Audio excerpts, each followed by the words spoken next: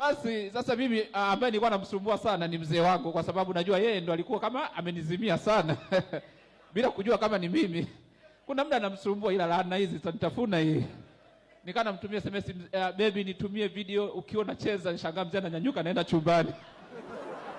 Anacheza video nyingi. Ameloa, anashangaa mzee ameloa, anafanya tu hivi. Ananitumia video 3, utachagua moja, ukatuma video kama 4 hivi, sema maskini. Basi naangalia hapo ameloa ya Diamond Inama sijui, anasema jamani mzee mbona kama anachagua nyimbo ngumu sana za Inama za nini? Lakini nashindwa. Sasa nikajiposti kwenye ile namba yangu mpya. Nikajiposti bila caption yoyote. Mzee akaona, alipoona akaniuliza, "Baby unamjua huyu mtoto?" Eti ananiuliza mimi. Akasema, amewahi kunisaidia siku moja." Ni mtoto mbaya sana, uachana naye." Eti mimi ni mtoto mbaya, wakati ni mtoto wake kabisa na ninaishi naye. Kwa hiyo ni laana ambayo niliona nikiendelea nayo hii itakuja kunitafuna. Nikaamua nimwache tu mzee. Mzee akapataga mpenzi wa ukweli. Sasa naona akaona kama mimi namsumbua, akaanza kunipiga vijembe status. Ajui kama ni mtoto wake.